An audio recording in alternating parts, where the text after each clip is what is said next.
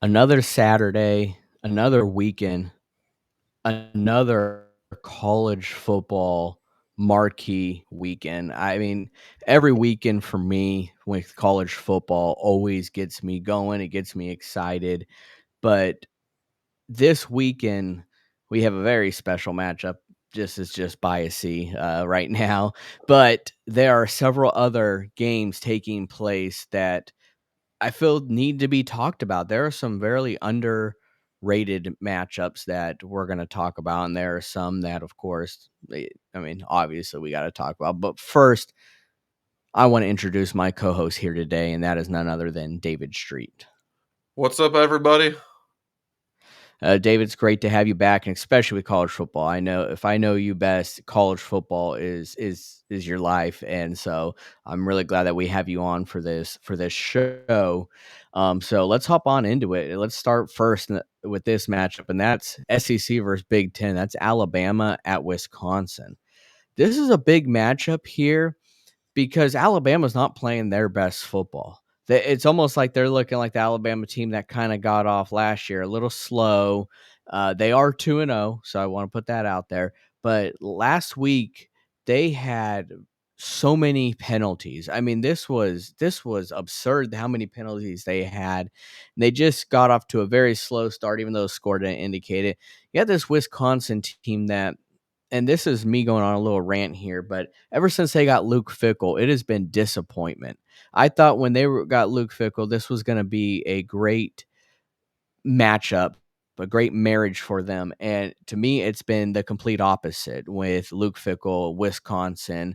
Ever since they lost Jonathan Taylor and he went to the NFL, Wisconsin hasn't been this program that we're used to seeing. Well, what better way to kind of get back on track than to beat the Crimson Tide? I mean, right, David? There's nothing like beating Alabama in college football. No, there is not. I mean, even without King Saban there, every opposing coach has Alabama marked on his calendar. And you bring up Luke Fickle, and let's remember that the main reason why Luke Fickle was such a hot name in the coaching market and why Wisconsin got him was because of the work that he did with Cincinnati. As of now, he is the only head coach to ever lead a Group of Five team to the college football playoffs. And his first year was a little underwhelming, but I think that can be forgiven for a first year coach. But so far, his second year has not looked impressive at all. Yeah, they're 2-0 at the end of the day, but last year, Wisconsin did not have a great offense. So far, their offense this year hasn't been great. And when I compare Luke Fickle, to like all the great coaches, whether they're coaching now or they just recently retired, and for a lot of them, you'll notice a trend that they'll start off slow in the first year, or they might have a decent, first year, but nothing special. But then things really pick up for them in their second year. Alabama first year, or excuse me, Nick Saban first year at Alabama by Alabama standards was horrendous, and he probably would have gotten fired if they did not get their crowd together the next year, right? But his second year, they went, I think, 12-0 or 11-1 in the regular season. The point being, obviously, much better second year under Nick Saban. You look at Urban Meyer, first year with us, he went 9-3. So a very solid year, but nothing spectacular. But his second year, he took us to a national championship. Bob Stoops, I believe, went 7-5 at Oklahoma his first year. Then his second year, took him to a national championship game. Kirby Smart went 7-5 his first year at Georgia. Average year at best, especially by Georgia standards. But second year took them to a national championship. Now you might be thinking that, well, those programs have better resources than Wisconsin does, and that might be true. But I think Wisconsin has also demonstrated over the years that it can be a staying football power. Wisconsin has been a very consistent program lately. They've gone to the Big Ten championship a few times, and especially with running backs like Melvin Gordon and Jonathan Taylor, they've been able to make some, do some damage. So they're not like Vanderbilt where there's just no hope for them. But yeah, so far, even though Wisconsin is 2-0 right now in Luke Fickell's second year, um, I think you and I both know that's just largely been due to them being significantly better than the other teams that they have faced. Oh, yeah, absolutely. And although this is taking place in Madison, they're going to be at home. I think that it is going to be pretty obvious that Alabama is going to win this game. They are the heavy favorites. They're minus 800 in this game. They're 16.5 point favorites. So this, I feel like, is going to be Alabama's game, but I'm really waiting to see Kalen DeBoer and this offense click immediately. We were used to seeing that with him in Washington, and yes, this is new, so there is a little adjustment period, but this is where you need to start clicking because you're going to be in conference play before you know it. And that's when you really need to be on top on your A game. So to get this one out against a Big Ten opponent, it's not an easy task. But I think that going up in Madison, they will be able to get the job done here. So I'd have Alabama winning this game, just like the odds makers are expecting. Do you agree, David? Yeah, I agree. I don't think it's going to be close. And I mentioned before that Wisconsin is 2-0, largely just due to being more talented than the other teams. Well, the same thing with Alabama. I agree that Alabama has not looked great per se, but the box scores say that they have looked dominant. But that's largely because of talent. You bring up USF, and that was a close game for the first three quarters, and then USF just completely fell apart in the fourth quarter.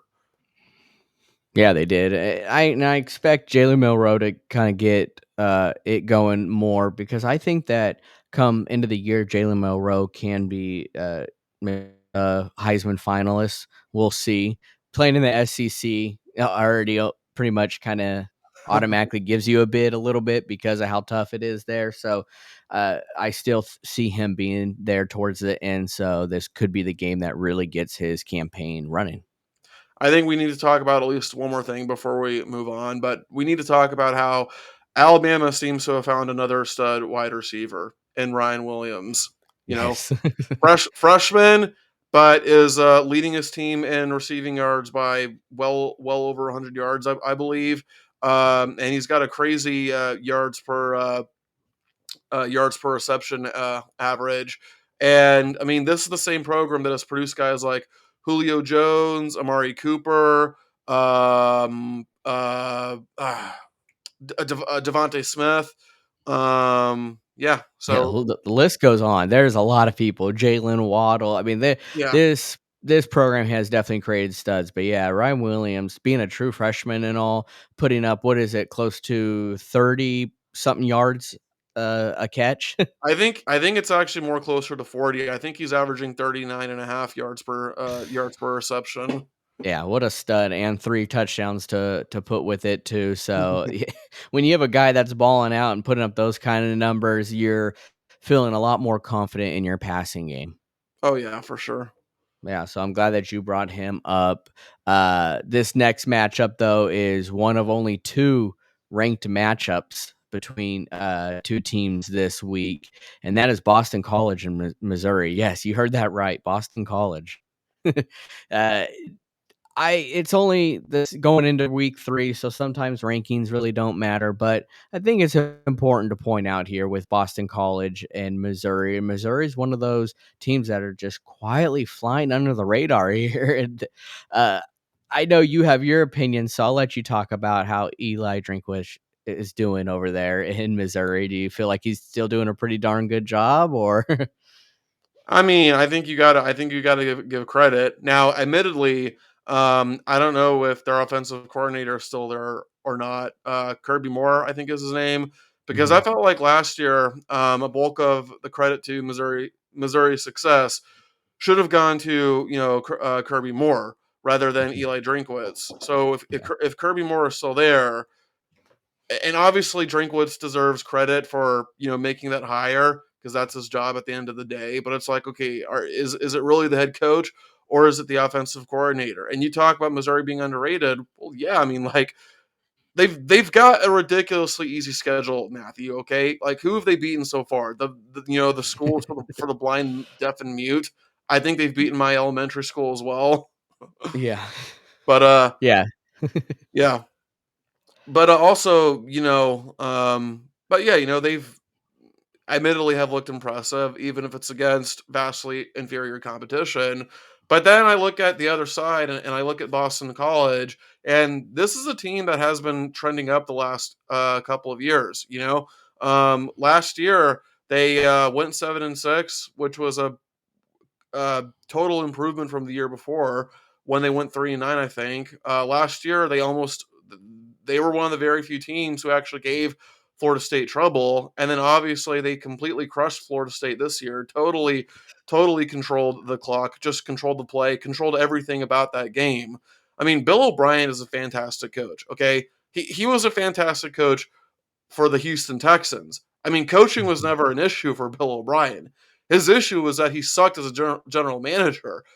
But as long as you keep him away from general manager duties and just have him as a coach, that guy can coach. Yeah, when Nick Saban brought him, to Alabama, it was like 2 great minds together, and it was kinda scary thinking that. You had Nick Saban and you had Bill O'Brien. It was a recipe for disaster for opposing teams, and him getting the head coaching job over, at Boston College it was great. And in all honesty, he could get a bigger school probably, but he's doing great up over in Boston College, and I really like the things that he's doing there. And yes, the win over Florida State is a big win. I know that Florida State isn't this juggernaut school, but it is still a big win nonetheless. So that's something that needs to be pointed out. Let me ask you this. Let's say that James Franklin gets fired by Penn State. Is it going to happen? Probably not. But I think you and I both know that Penn State fans are about getting sick and tired of him. And we remember that Bill O'Brien started his head coaching career at Penn State, or at least that was his first major head Mhm. coaching career. If if Penn State, pulls the plug and fires uh, James Franklin, do you think they would take Bill O'Brien back, and should they? Oh, yes and yes. I mean, I in all honesty, if the internet's, in charge of this, they'll just say, Dan Lanning's probably going there because his name's thrown around at every, head coaching vacancy job, but, yeah, he should, but I think that he wants to build up something special in Boston College, but ultimately, we know that you want the bigger job. You do. That's a no-brainer, and Penn State would be that bigger job. But maybe he'll do things different. I mean, granted, they wouldn't fire James Franklin in the middle of the year. It would be something that would happen, in the off season. Right. But if he's able to build up something special at Boston College, it would be an almost guarantee that Penn State would welcome back with open arms. Yeah, absolutely. Yeah, but Missouri, yes, they lost Cody Schrader, but they still got Brady Cook. They still got Luther Burden. They're still a great 1-2 punch, but they've got another cat out there at receiver that's been putting up big numbers too. And it seems like they know how to find some guys too at wide receiver. And I'm really liking this matchup here, but I think ultimately we do have to go with Missouri here, just with their resume at play, what they've been doing the last couple years, and already starting out 2-0. But yes, it was against your middle school and mine together. But in the end, I do think Missouri is gonna pull this one out. But Bill O'Brien being the head coach for Boston College, I wouldn't put anything past them. Boston College could pull this one off. Yes, and I'm going to agree with that because I think Boston College is going to pull off the upset. Um, you know, I think Boston College is still riding the high of beating Florida State, even though at this point that was a couple of weeks ago, and even though Florida State is just uh, dog crap, you know, for a reference to that Florida State fan. I think Boston College is riding a wave of momentum right now, and I think they believe that they can conquer just about anybody at this point. So I'm going to take Boston College in an upset victory over Missouri. Matt Ryan would be proud. Yeah, but that would be probably one of the biggest upsets this weekend because just like Alabama, Missouri is a minus 800 favorite. So that Really? would probably be one of the biggest upsets this weekend, which I think is a discredit to Boston College. I really do. I think this should be closer than that. Yeah, I don't yeah, that seems kind of odd to me, but whatever. It's probably because, "Oh, it's an SEC team. We better."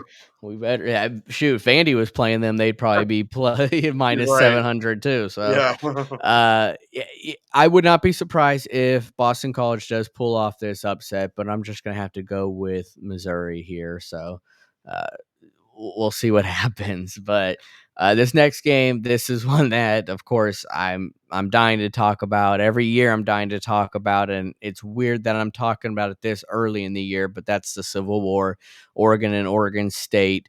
Oregon State's got a completely different team. Jonathan Smith left to go to Michigan State. They, of course, DJU going to Florida State. It's a weird looking team, but so is Oregon. We lost our starting quarterback with Bo Nix. Now we have Dylan Gabriel coming in. Uh, it's it's a little different than what we've seen the last couple years, but at the same time, Oregon is we are looking to build up this powerhouse. We are looking to compete with these SEC teams, and it, what makes this matchup weird, not only it being this early in the year, it's also well because we're no longer part of the Pac 12, which is now the Pac 2, which will now be the Pac 6. I think I saw here in a couple years. Yeah, it's a six-pack, right? Yeah, the six pack. Yeah. And this conference realignment, everything that's been happening, it does feel weird. It doesn't feel the same. But come game time, I guarantee you that'll change and it'll feel like the old Civil War that we're used to down in Corvallis, where the fans are rowdy. And they always bring their best because that's what rivalries do. uh, Oregon has not looked like the potential that they were or the expectations that there was going into this year so far through 2 games. Yes, they are 2-0, but not looking like what was expected. I think this game will get Oregon in the right direction. I do think that they will come out of Corvallis the victor, and I think that it's not going to be close. I think Oregon's finally going to click here. I think they are going to put up a massive amount of points against Oregon State, but rivalry games bring out the best. So I don't want to shoot myself in the foot too much, but bias aside, Oregon should win this game easily. They are the minus 800 favorite. Just it sounds like a trend here. But I do think that they put up close to, honestly, maybe 42, 45 points on this game. I agree. I think Oregon's going to crush Oregon State. So I don't think there's really a lot to talk about there. But I will just, mention before. I will mention just like I did before about how obviously, and I'm preaching to the choir here. Like Oregon hasn't looked that impressive at all, but 2-0 is still 2-0 at the end of the day. And I think Dan Lanning has certainly proven himself as the kind of coach who can motivate his players. I mean, we saw him do that last year, especially against Colorado. So Yeah. yeah, I think you guys will win big, and I still think you guys are going to go undefeated in the regular season at least. Yeah, Dylan Gabriel, who was an early Heisman favorite, he is putting up great numbers, but it's just not you're not seeing reflection of it based on scores. Think it was expected that he was going to be putting up these massive numbers. Oregon itself was going to be put up massive numbers, and we haven't quite seen that. But what I did see last week that I was finally happy to see is a little bit of syncing with the receivers. Evan Stewart coming over from Texas A&M, that was a big pickup in the transfer portal, and now seeing him and Dylan Gabriel connecting, that's just amazing. And Tez Johnson, all 175 pounds of him, he's still dangerous out there. So I just fully expect Oregon to start clicking and putting up big numbers this game. So I got Oregon winning this game, the Civil War. We talked about this team earlier, and David's gonna have fun talking about this game, but that's Memphis at Florida State. Gosh, Florida State, they need a victory, right? I mean, they need something. Are they gonna get that victory though? Well, I would love absolutely love to see an 0-3 Florida State team, but I can't, I can't predict upsets for all of my predictions. So I think Florida State is finally going to get its crap together, and I think they're going to beat Memphis. Barely though. Memphis has got a really good squad this year. They're probably going to be, the group of 5, they're probably going to represent the group of 5 in the playoffs. Um, so I think this game is going to be close. But I got Florida State. I mean, I would be shocked if Florida State started 0-3. Like, I know things for Florida State have not been that good this year. DJ you has certainly not been impressive.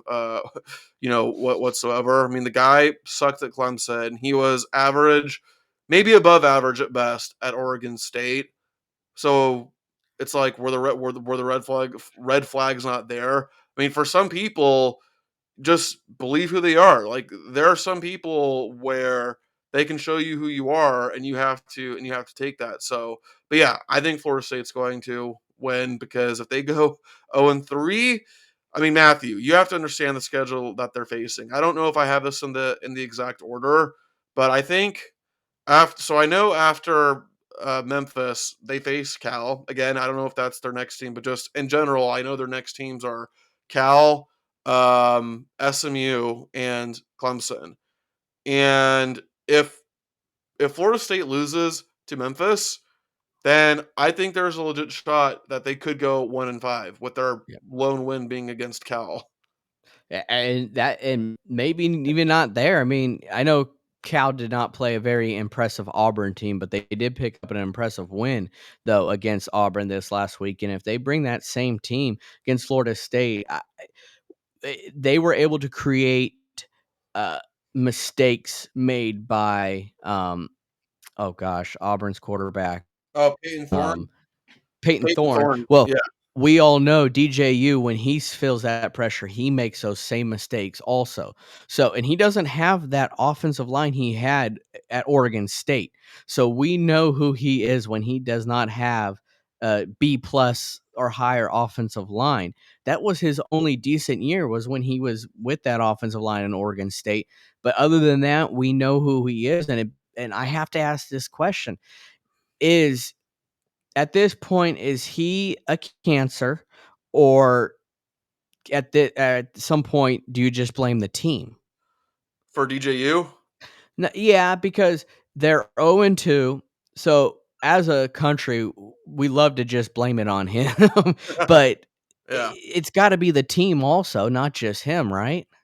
Well, I think there's a few things that you need to consider, Matthew. Number one, the guy was a 5-star recruit, but you have to ask, was he overvalued as a recruit?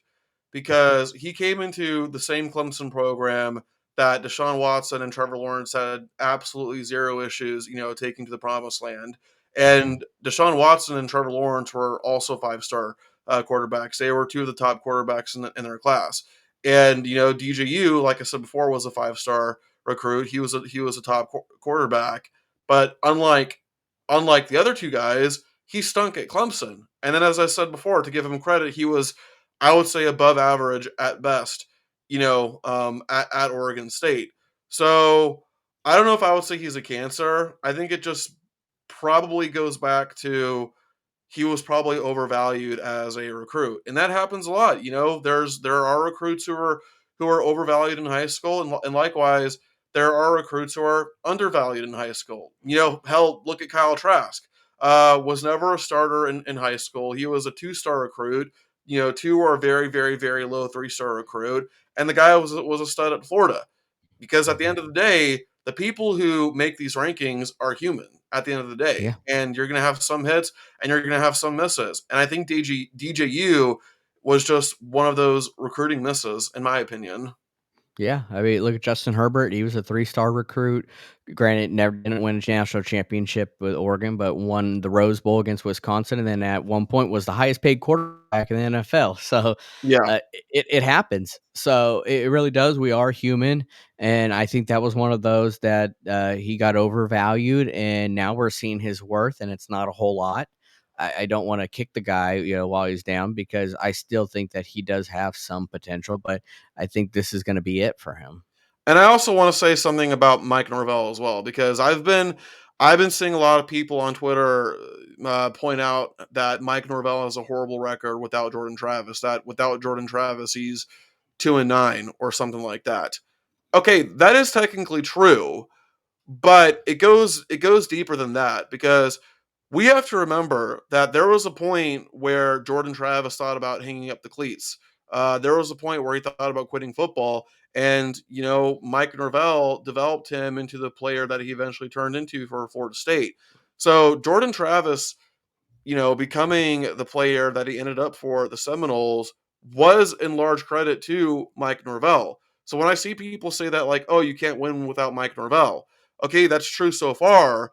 But again, Norvell was the one who developed Jordan Travis in the first place. And I think that has to account for something. But then there's this other thing, and I actually saw someone make this point on Twitter or YouTube or whatever. So to give that person credit, that the thing with Jordan Travis is that he was essentially like a 4 or 5 year project for Florida State. Like, the guy went from being well below average to being one of the best quarterbacks, and apparently so good that without him, the committee felt like Florida State wasn't good enough to make the playoffs, right?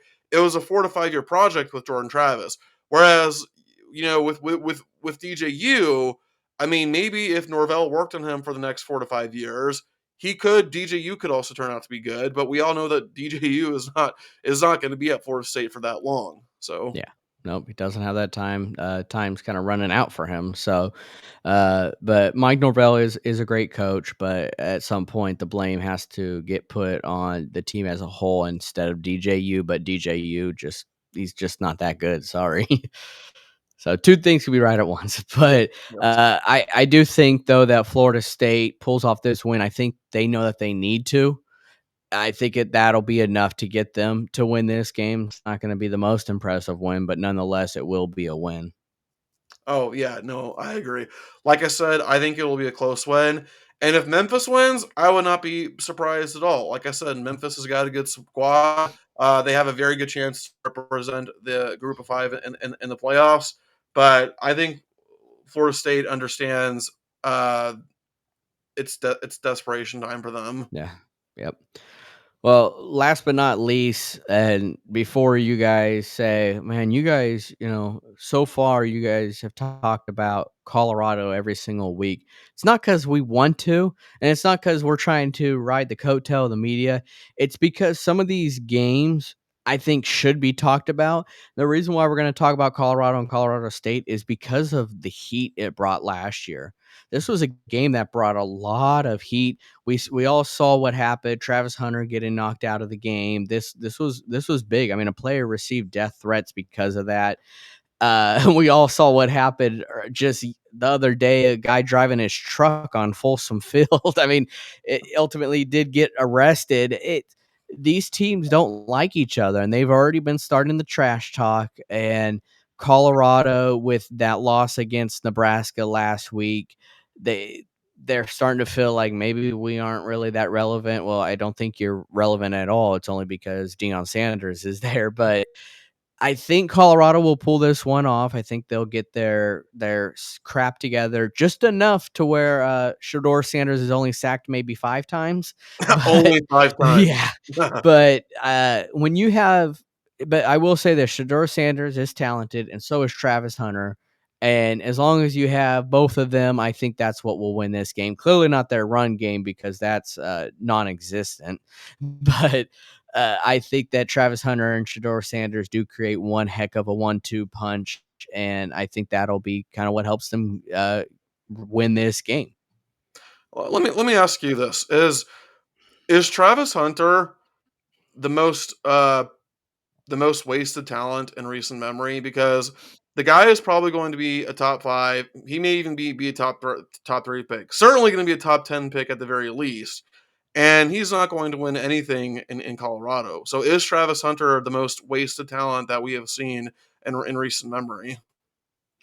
Yeah, I mean, it depends on how you wanna say wasted. The only reason I say that because in the end, he's gonna get a fat NFL contract, a rookie deal, that because his talent is that good, it's not fully wasted. It's wasted at the college level because Colorado's clearly going nowhere. They'll be lucky to get a bowl game this year, but everyone gets a bowl game nowadays. But uh, yeah, he's wasted at the college level, but in the end, I will say Deion Sanders, as much as, people wanna hate on him, he did bring Travis Hunter's talent to light. And because there are a lot of players out there that just have this God-given talent, but they don't have the light. They don't have the media showing them, and they don't go anywhere. Well, because of Deion Sanders, Travis Hunter, we all know about him, and yes, he will get drafted, most likely top 5, top 10, and will probably have a great NFL career, depending on if they want him at receiver or cornerback, but I think what I'm seeing is receiver. Yeah, no, I agree. I think when he goes to the NFL, he'll play the majority of his snaps on offense. And then as far as the game goes, Matthew, you picked Colorado to win. I'm going to pick Colorado State for the upset, and here are my reasons why. One, last year the game ended in overtime, and I think you could make the case that Colorado State probably should have won the game. I mean, obviously like I said, they went into overtime, so they had a great chance to win the game. Um, Also, I think Colorado has shown that they're more interested in preserving an image for themselves. I think they're just more interested in that Instagram, TikTok sort of vibe, and they did not look great against who was it? North North Dakota Dakota State. State, yeah. Yeah, they did not look great against North Dakota State. They got crushed by Nebraska, I think, in a game that was probably a lot worse than the score had indicated. And you look at Colorado State. I mean, sure, they got shellacked by Texas the first week, but Texas is also probably going to win the national championship. Um, and I think this is a game that the coaches and the players who were there last year have circled on their calendars. And I think Colorado State is, going to be a lot more focused. So I'm taking Colorado State over the Buffs. Yeah, and Colorado State has something that Colorado doesn't have, and that's a run game. And that could be what determines it too, is that their run game is clicking. They're able to control the clock. And when you're able to control the clock, other teams struggle. It's like a vice grip. So if that's something that they're able to do, then yes, they could win this game. And it being at home too is also a big thing. This is very heated. This is You're gonna see a rivalry atmosphere there between these two teams, especially what happened last year too. So uh, I could see Colorado State winning this game, very similar to where I was talking earlier about Boston College possibly too. I could see that happening, but I think if I'm going to pick, I am going to pick Colorado to win this game.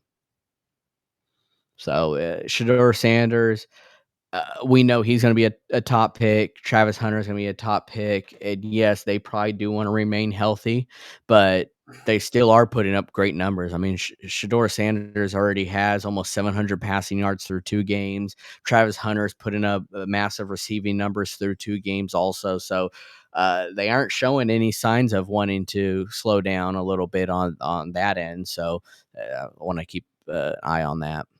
Okay, so I have a very, very weird question that I just thought about, and in any other context, this would get met with a resounding hell no.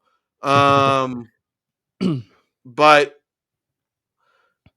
if Colorado has a losing season again, and I'll answer my question first to emphasize the point further. If Colorado has another losing season, should Dion keep his job? And sure, you're probably thinking, hell no, right? Or like, should Dion lose his job? Hell yes. Well, I think it's a little complicated with Dion in Colorado because yeah, so far he has not looked great, but at the end at the end of the day, look at all the revenue, look at all the money that Dion has brought to that university, to that town. He might not be winning, but when you're the administration, when you're the president of the University of Colorado, and you're seeing all the money, all the revenue, just all the attention that's being brought, like from his perspective, his or her, would it really be a wise decision to fire Deion Sanders? Certainly, you are demonstrating that you don't take winning seriously, right? But at the end of the day, winning or losing, the guy is bringing that program and that town money. At any other university, if winning's not a priority, you're getting the boot, except for this university. He could go winless this year, and he'd still be able to keep his job. Because of who he is and because of the revenue and all that. But when you're losing two of your top players into the draft this year, it does make you wonder how's he going to be rebuilding for next year. But yeah, he wouldn't lose his job even if he went winless this year because of how much revenue he's brought in. So they'll keep him there pretty much until he wants to leave, in my opinion. Yep. It's you're at a job that you can't get fired. It must be nice. Yeah, So, exactly. And if or when he does get fired, like he'll be paid a lot of money, for it anyway. absolutely. I mean, he brought relevance to Colorado first since Cordell Stewart was there. I mean, that's how far this goes back. So the fact that he was able to do that and bring relevance to there, and now he's going to have two players drafted in the top 10 from a school that's probably going to have a losing record. That's impressive. So Yeah, that is something. I will say that. exactly. And that's really what it boils down to. It's the fact that he has made Colorado relevant. Winning or not, he has made them relevant at the end of the day. I don't know when we're gonna hear that ever again of a school producing 2 top 10 picks with back-to-back losing seasons. Oh, that's got to be a first in NCAA football That's history. what I'm saying. So, but they are gonna be producing 2 top 10 picks, that's guaranteed with Shador Sanders and Travis Hunter. So, if someone knows that stat out there, if there is a team that's ever done it, please let me know. But I personally don't think that there ever has been, but maybe way back when. But that's the impressiveness of this. But they aren't that good of a team. They just have two God given talent players on their team. So, but that's about all we have today, folks. We appreciate you tuning in for our College Football Saturday special. Hope you guys enjoyed it. If you did, please hit that like and subscribe button, share these videos, and comment your predictions in the chat in the comment section because I want to hear your guys' predictions as well. We went over 5 games, but if there's other games that you think we should have talked about, put that in there too, because there's a lot of games happening on College Football Saturdays. These are just 5 that we handpicked that we thought maybe you should keep an eye out on. But appreciate you guys tuning in. Until next time, we are rounding third and we are headed for home.